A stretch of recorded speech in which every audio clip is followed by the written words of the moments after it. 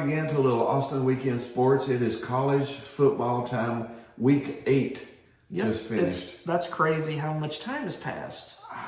I don't know. Week 8 has already passed. It's nuts, but we need to talk about what's happened here in Week 8, and then we'll take a look ahead at Week 9. Let's jump into Friday night because we had a surprise. We had some Friday night lights that was not high school. We had Louisville knock off number 2 Miami.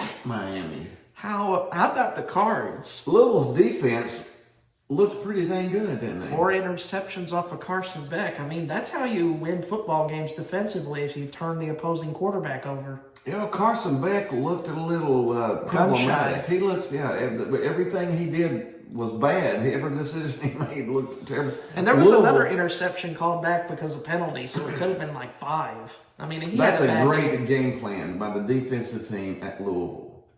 I mean, really, it's a great. I mean, they had the perfect game plan called to stop Miami. Yep. 4 interceptions. And it pretty much single-handedly helped Louisville get into the top 25 this week. I mean, they're 5-1 after this game. 5-1 after the game. What spot did they jump up to? They jumped up to, after this game, number 19. Man, from out of it to number 19, you beat Miami. I just showed you how stupid the rankings are, really. But honest to goodness, who knows until they play each other? Louisville deserved to win the game. Louisville's been a pretty decent program over the past 2 years. Yeah. In Jeff Brom's first year, he went 10-4. Last year, he went 9-4. This year, he's 5-1. And he's at his alma mater, so this is his dream job. So he's doing good. I mean, he's doing what he's supposed to be. I think that maybe people were overlooking him a little bit, you know? Yeah. They were overlooking him. They were overlooking Louisville just a little bit, you know? All right, what do we got? We had that come up next. We won't cover the Tennessee-Alabama game because it hurts too much. Because we already did cover it. We got a separate video talking about the Tennessee-Alabama game. But Alabama was Alabama. Congrats to them winning 4 straight ranked games. And Tennessee looked like Tennessee does when they go to Alabama. Okay, who's next? Ohio State and the stinker of the week, Wisconsin. 0 points? 2 weeks in a row? Yeah, they lost to Iowa 37-0 at home last week. And this week they lost to Ohio State 34-0 this week. 2 straight home games with no points scored. So 71-0 in 2 straight home games. That's terrible. I don't know why Luke Fickell's the coach there. They're 2-5. That's inexcusable for Wisconsin. Wisconsin used to be a powerhouse. I mean, inexcusable. Offensive linemen and running backs, that was where they came from.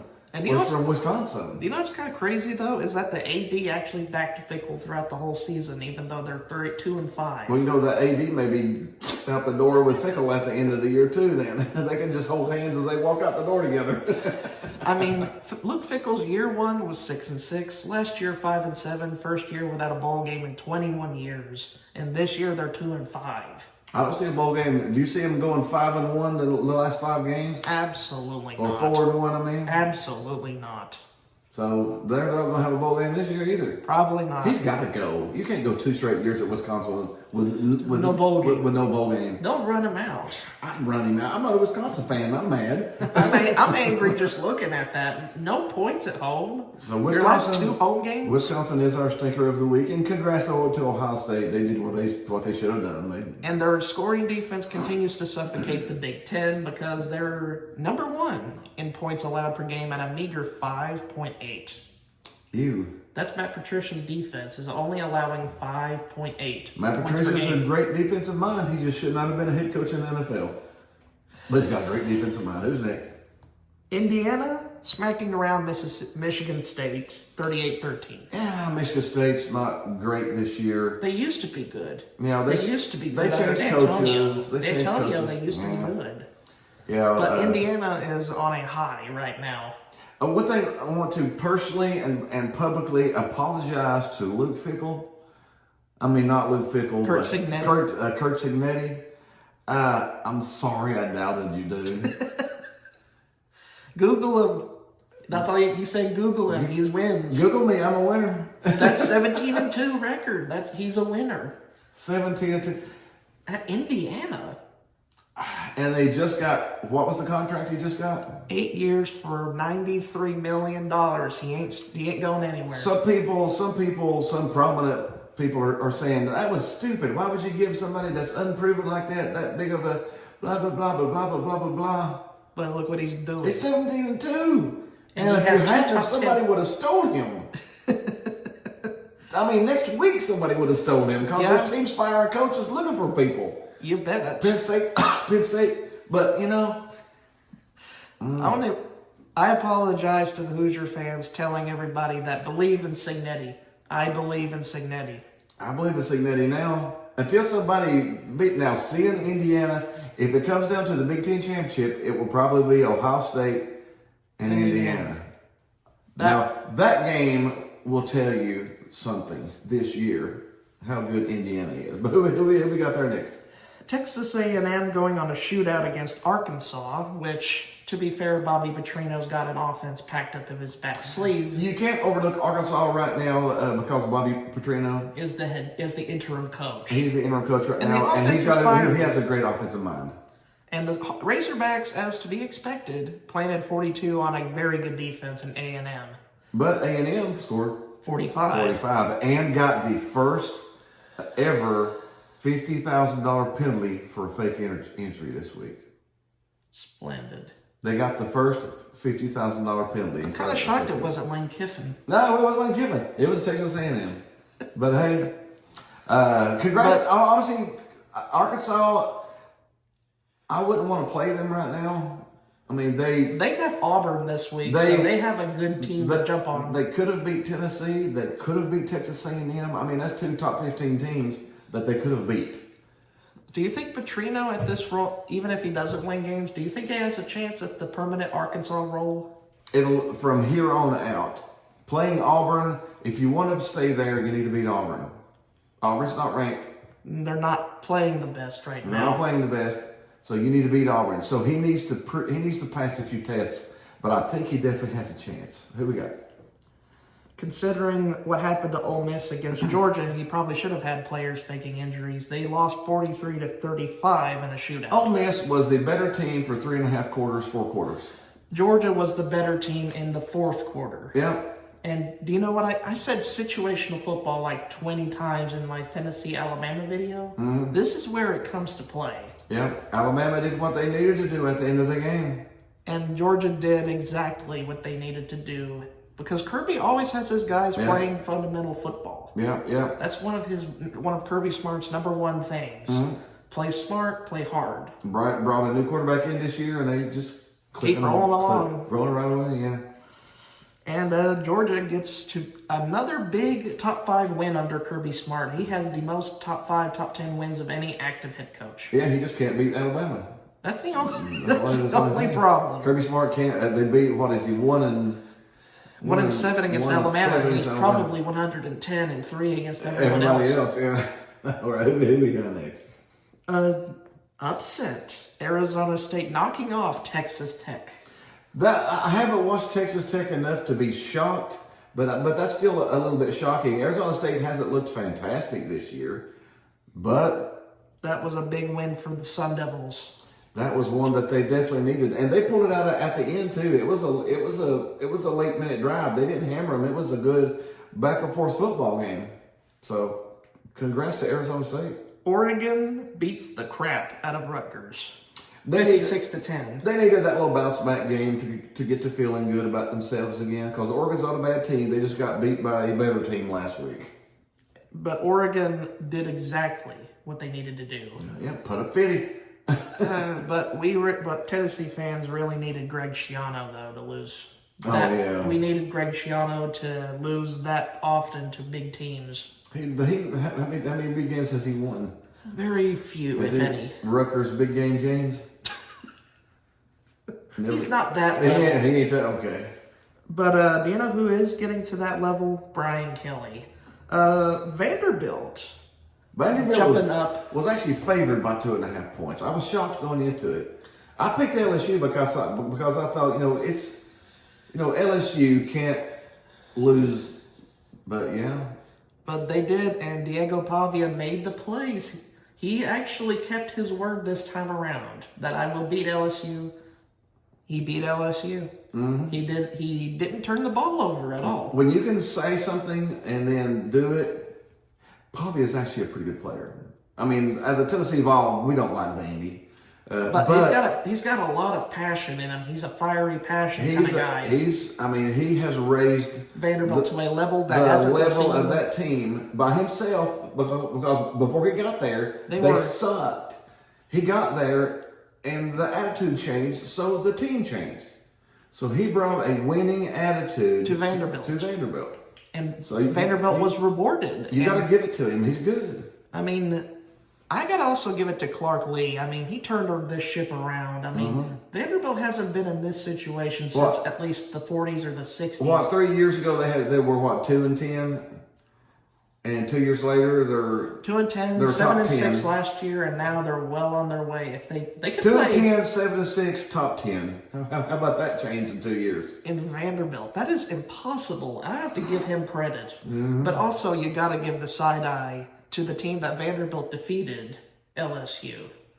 Yeah. Because Burger King, Brian Kelly, he's 5-10 in his top 10 matchup, or top 25 matchups at LSU. Yeah, he's 33%. And then they're going into a tough game this week. We won't talk about it yet, but they got an even tougher game coming up this week. I just wonder how long Brian Kelly lasts. If he wants to last, he has to win games. If he goes 7-5 this year, LSU will not tolerate mediocre football. No, they fire people for less than that before. All right, who we got coming up now? Georgia Tech keeps on buzzing along against Duke. Georgia Tech wins 27-18. Duke started out strong in that game, but just couldn't handle the blown. How about another surprise this year in the Yellow Jackets? Tech. We went to Georgia Tech's campus, driving by, and maybe we were good luck charms when we were watching at Syracuse and Tennessee and Atlanta. Yeah, we went down there, and Georgia Tech was on the road that weekend, and we drove through their campus. It's a beautiful campus down there too. So, congrats to the Yellow Jackets. Well, probably one of their best seasons in a long time. Oh, I guarantee it's the best one in a long time. Yeah. And Notre Dame continues their bounce back with a 34-24 victory over USC. How is Notre Dame not top 5? I don't know. Notre Dame tickles me sometimes. They're one of the most odd teams in the country. Odd team. USC had been on a winning streak though, so you have to give it to Notre Dame. They beat a pretty good USC team. But Lincoln Riley has to win these big games at USC. USC will not tolerate mediocre football against good teams. You want to know how bad it is at USC? Until you just said that, I had forgot Lincoln Riley was there. I swear, I hadn't even, it had completely left my mind that Lincoln Riley was at USC because they're so irrelevant. I'm not kidding. Oh, but that makes it even worse. Man, Lincoln Riley can't beat. No, he's about to win some of those games, or he ain't gonna be there anymore. USC wants high-level football. They've always wanted that. Yeah. Even going back to the Pete Carroll days. Yeah. That's what they want. All right, who we got now? Oklahoma just completely whipped South Carolina. The score was worse than it looked. Shane Beamer is having problems at South Carolina. Absolutely. I mean, Mike Shula, the offensive coordinator, has gotten a bunch of heat because more so the offensive line. Because if you watch that game, Lenora Sellers had maybe 1.5 Mississippis to throw every single down. Yeah, he had about a second and a half, and then he was getting murdered. I mean, I don't think I've seen any quarterback try to pull turf out of his face mask so much in my life. Yeah, he needed a windshield wiper to keep wiping the turf out of his face after every play. And funny enough, they did fire their offensive line coach prior to this game and brought in a new guy that looks just as bad. That was just bad. That means it might be a little deeper than just the offensive line coach. It might just be fundamental. Virginia Tech's calling Shane Beamer. That's what I can say. Who we got now? BYU winning the Holy War against Utah. Utah's went down a little bit. Utah was such, they were sort of almost a little bit of a powerhouse the past few years, and now they went down a little bit. And BYU is on the upswing a little bit. And funny enough, BYU is 7-0 and undefeated They're a quiet 7-0. They're not exactly in your face. It's probably going to come down to what, BYU playing Texas Tech, maybe? Texas Tech For a college football playoff spot. For a playoff spot. So that's going to be interesting. I'll give a little short shout out here before we move on to Golesh and the Bulls. They are on a significant roll. The number 19 ranked South Florida Bulls. They jumped up. Yeah, they lost that one game. They went ranked, and then they lost that game. Miami. And got dropped all the way out. Which was kind of silly. Yeah, why would you have them up there and then just drop them the next week? But yeah, shout out to UAB. All right, let's jump into next week. Tennessee, Kentucky, we'll go ahead and shoot it really, really quick. We think Tennessee will have a bounce back week. Their offense is too potent to hold down. They shot themselves in the foot a lot that last game. So we think they will pull. As long as they keep the revolver away from their big toe, then they win by a significant amount. I think they win by 10 or more points coming up here at Kentucky this week. All right, who we got next? Indiana hosting UCLA. Now, UCLA, the last time we checked up on them, they were in a poor spot. This is an interesting game. UCLA started out 0-what? 0-4 were looked like a terrible team and fired everyone. And now they're 3-4. With the replacement coaches they got. Fired their head coach. Fired their OC fired their and their offensive DC. coordinator. Fired their defensive coordinator. Brought in people out of the stands to coach the team. And they're 3-0 since then. It's kind of strange. This is really interesting. It's kind of bizarre, isn't it? Thinking about it. Yeah. What's got me is the line on that one. What's the line? 25.5 points for Indiana's favor. Considering how decent they've been playing decent football recently in UCLA. So that scares me. 24 points. I don't know if I want to touch that line. I am terrified of that game, to be honest. Everybody wants to say, "I'm gone. Indiana will beat them. It'll be 52-10." Will it? It would have been with the previous staff. It would have been with the first coach. But not with this With staff. this new staff? It's questionable. I'm terrified of that game. I don't know. I think Indiana wins. Yes. But Kurt Signetti is 24? a proven winner, but 24? That's too much. No, I'm afraid of that, yeah. Syracuse against Georgia Tech. The Yellow Jackets are favored by 17.5. Syracuse, ever since they lost their quarterback, has struggled they significantly. So I'll probably take Georgia Tech, yeah. One of the games of the week. Ole Miss looking to bounce back against number 8 Ole Miss. Bouncing back. Did they bounce back against number 13 Oklahoma? On the road in Norman. Does Ole Miss lose 2 in a row? If so, Lane Kiffin's packing his bags for Florida. I think he might have already had his airline flight bought. Honestly, I hope that Oklahoma wins. It's got nothing to do with Oklahoma or Ole Miss. It's the fact that we play Oklahoma next week. So I would like to Oklahoma to come into Tennessee on a winning. Honestly, Oklahoma should. I mean, they've looked decent. Their defense is ferocious, though. They've got number 2 behind Ohio State in points allowed per game. Yeah, so I do like Oklahoma. Alabama going to South Carolina. Alabama's favored by 11.5. They'll beat them by 40. Carolina's defense against South Carolina. That offensive line's one of the worst in the country. I don't know how they. I don't know why it's only 11. That should be. There's your 24.5. You want a 24.5? That's your 24.5. Is that one? So yeah, let's take the Crimson Tide and run away with it. Yes. All right, this is a fascinating game. Vanderbilt is number 10 in the country. Who would have thought? From 2-10 to top 10, baby. I told you. And then they go play at home against number 15, Missouri. How about that? Who do you think wins this game, Drinkwitz or Pavia? I'm going to roll Vandy. You want to go Pavia? You think he can back this up again this week? If they could beat LSU, they can beat Missouri. Missouri, again, that'll be, 2 straight losses for Missouri, too? So... Actually, like 2 out of 3. I think they won last week. Oh, yeah, right. They won last week. Yeah, I've definitely got Vandy then. Yeah, they're favored by 2.5. That's a nice trendy pick. BYU is now number 11. They've sneaked up the polls. Now they're playing an upstart Iowa State, 5-2.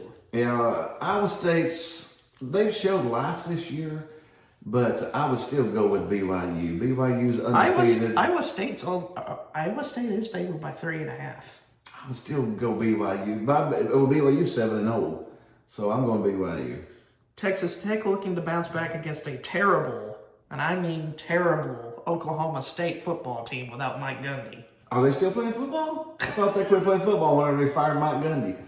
Texas Tech at home, coming off of a loss against a bad team. That is Take the money. Yes, Take the money. Perfect bounce back. Here is my game of the week. Let's move on to this game first. Oh yeah, let's talk about that one first. Oregon is going to mollywop Wisconsin. Does Wisconsin go 3 games in a row with scoring 0 points? Possibly. I mean, their offense hasn't shown life whatsoever. So Oregon will give up some points, but they'll score plenty of them. They'll score 40 on them. Yeah. So give me the Ducks. Oh well, we got another sure win here, don't we? Miami coming off of that L against Stanford, which should be a win. Stanford beat Florida State last week. Which Mike Norvell is on a very, very hot seat. We'll have to monitor that. His shoes have melted. He is on the hot seat, yeah. But this week, Stanford's going to play a injured Miami and lose by 40. Yep. That's going to be pretty sure about that. LSU looking to bounce back against number 3 Texas A&M in Death Valley at night. This is my game of the week. I'm going to have some friends there. Shout out to Susan and her dad going to be down there. That's going to be a game, dude. It's going to be it's Brian Kelly's must-win game.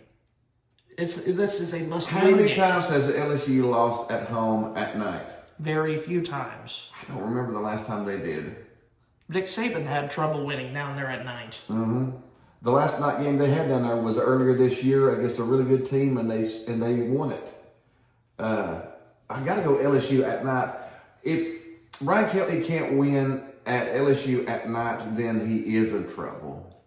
So I'm going to pick LSU. Are you sure he wasn't already? If he wasn't already, he will be now. If they lose 30-10 or something down there, he might want to go ahead and start packing his bags. Packing his bags and learning to speak another accent. Oh, good grief. But I'm going to pick LSU at night in Death Valley until they lose it. That is the last game. That is the last game. All right, cool. We hope you had a little fun with us. That was college football this week. Be sure to hit the like button, subscribe button. Hit the groovy baby button. And we will see you next week.